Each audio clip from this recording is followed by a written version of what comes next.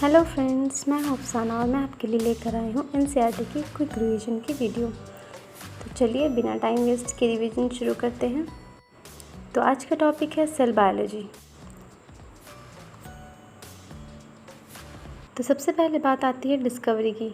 सबसे पहली जो डिस्कवरी की थी वो रॉबर्ट हुक ने 1665 में की थी। इन्होंने ही टर्म को दिया था सेल। सेल एक लैटिन वर्ड है जिसका मतलब होता है लिटिल रूम, और इन्होंने जो लिया था वो कॉक सेल लिया था जो कि डेड था। उसके बाद एंटन वॉन लीवेनहुक ने 1674 में पहली बार ऑब्जर्व किया लिविंग सेल को पॉन्ड वाटर में। 1831 में रॉबर्ट ब्राउन ने फर्स्ट टाइम न्यूक्लियस की डिस्कवरी की। 1839 में जे.ई. पुरकिंजी ने फर्स्ट टाइम जो है वो प्रोटोप्लाज्म कॉइन किया था, टर्म कॉइन किया था।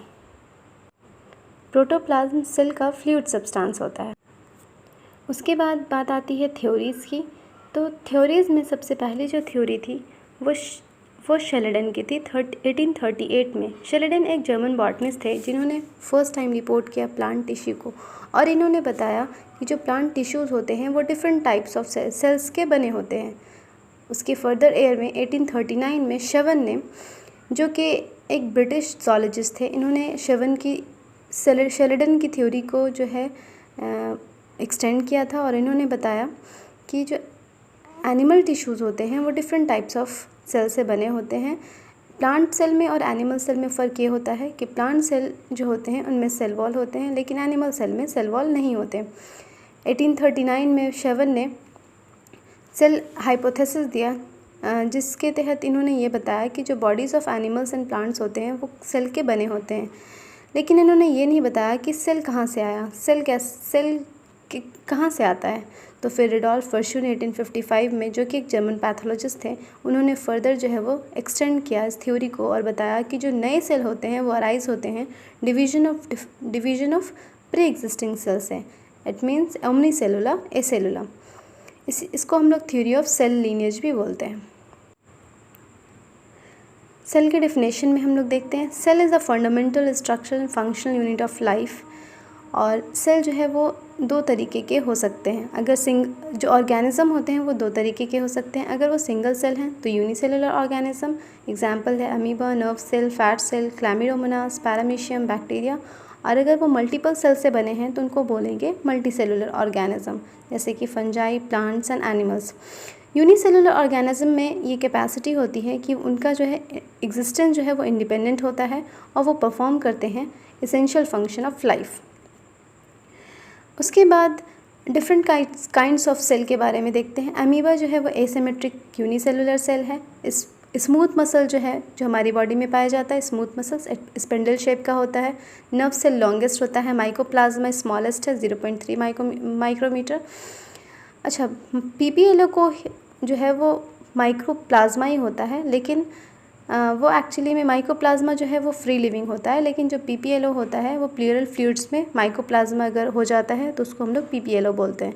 ऑस्ट्रिच एक जो लार्जेस्ट आइसोलेटेड सिंगल सेल है। आरबीसी राउंड एंड बायोकॉन्केव होता है, जिसका जो डायमीटर है 7.0 माइक्रोमीटर का। वाइट ब्लड सेल ब्रांच और लॉन्ग होता है और एमेबॉइड होता है। Columnar epithelial cell long and narrow होता है। Mesophyll cell round and oval होता है। ट्रैचेट्स इलोंगेटेड होता है। अगर हम लोग डिफरेंट टाइप ऑफ सेल को देखते हैं तो इनको जो है वो on the basis of nuclear organisation जो सेल होते हैं वो दो तरह के होते हैं। एक होते हैं प्रोकैरियोटिक सेल, एक होते हैं यूकैरियोटिक सेल। प्रोकैरियोटिक सेल वो सेल होते हैं जिनमें न्यूक्लियस जो होता है उनमें मेम्ब्रेन नहीं होता, यानी मेम्ब्रेन बाउंड न्यूक्लियस जो होता है वो एब्सेंट होता है। साथ ही साथ मेम्ब्रेन बाउंड ऑर्गेनल्स भी एब्सेंट होता है, जिसमें राइबोसोम प्रेजेंट होता है, और राइबोसोम एक नॉन मेम्ब्रेन बाउंड ऑर्गेनल होता है, और जो राइबोसोम होता है वो 70S का होता है। मोनेरन्स जो होते हैं वो प्रोकैरियोट्स होते हैं। अगर हम यूकैरियोट्स की बात करें तो इनमें जो है न्यूक्लियस जो होता है वो डेंस मेम्ब्रेन बाउंड स्ट्रक्चर होता है, और न्यूक्लियस में क्रोमोसोम होता है जिसमें जेनेटिक मटीरियल डीएनए होता है। यूकैरियोटिक सेल में अदर मेम्ब्रेन बाउंड ऑर्गेनल भी प्रेजेंट होते हैं, जैसे कि endoplasmic reticulum, Golgi complex, lysosome, mitochondria, microbodies and vacuoles. और जो यूकैरियोटिक सेल होते हैं वो प्रोटिस्टा में, प्लांटी में, फंजाई और एनिमेलिया में पाए जाते हैं।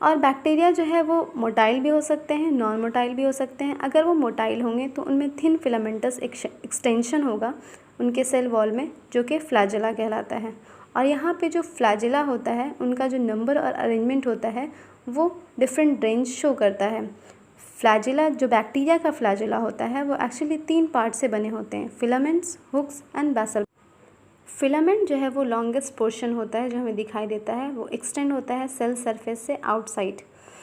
उसके अलावा फिलामेंट के अलावा इसमें जो है वो पिलाई और फिमरी भी होता है, जो कि सरफेस स्ट्रक्चर है बैक्टीरिया का, लेकिन ये मोटिलिटी में कोई भी रोल प्ले नहीं करता।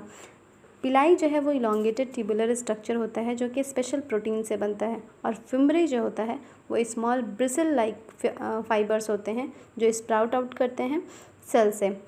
कुछ बैक्टीरिया में जो है वो हेल्प करता है इस बैक्टीरिया को अटैच करने में रॉक से या फिर होस्ट टिश्यू से। अगर हम लोग सियानोबैक्टीरिया की बात करें तो सियानोबैक्टीरिया में मेम्ब्रेनस एक्सटेंशन साइटोप्लाज्म में, और इसे हम लोग क्रोमैटोफोर बोलते हैं, जिसमें जो है वो पिगमेंट्स होते हैं। अब हम लोग बात करते हैं यूकैरियोटिक सेल की। तो यूकैरियोटिक सेल में प्रोटिस्टा इंक्लूड होता है, प्लांट्स, एनिमल्स एंड फंजाई।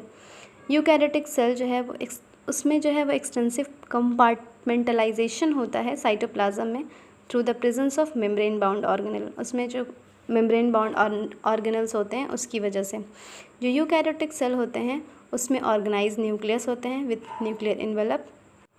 उसके अलावा यूकैरियोटिक सेल में variety of complex locomotory and cytoskeletal structures होते हैं, और जो जेनेटिक वो क्रोमोसोम में ऑर्गेनाइज होते हैं। जो राइबोसोम प्रेजेंट होता है वो ATS का होता है, और विद इन द सेल जो राइबोसोम प्रेजेंट होगा वो ओनली इन साइटोप्लाज्म, लेकिन कुछ ऑर्गेनल्स में भी प्रेजेंट होते हैं, जैसे कि क्लोरोप्लास्ट में जो कि प्लांट में होता है, माइटोकॉन्ड्रिया, और फिर रफ एंडोप्लाज्मिक रेटिकुलम के सरफेस पे। यूकैरियोटिक सेल में अदर मेम्ब्रेन बाउंड स्ट्रक्चर्स होते हैं, जैसे कि endoplasmic reticulum, Golgi complex, lysosome, mitochondria, microbodies and vacuoles. और प्लांट सेल और एनिमल सेल का यहाँ पे डिफ्रेंसिएशन है। ये 2 तरह के दोनों अलग अलग होते हैं। इनमें कुछ जो चीज़ें होती हैं वो डिफरेंट होती हैं, जैसे कि प्लांट सेल में जो है वो सेल वॉल होता है, लेकिन एनिमल सेल में एब्सेंट होता है। प्लास्टिड्स होता है, लार्ज सेंट्रल वैक्यूल्स होता है। एनिमल सेल में ये चीज़ें नहीं होती। एनिमल सेल में सेंट्रियोल्स होता है, लेकिन प्लांट सेल में नहीं होता है। और अब हम लोग सेल मेम्ब्रेन के बारे में नेक्स्ट वीडियो में देखेंगे। Thanks for watching and don't forget to like, share and subscribe. Bye bye.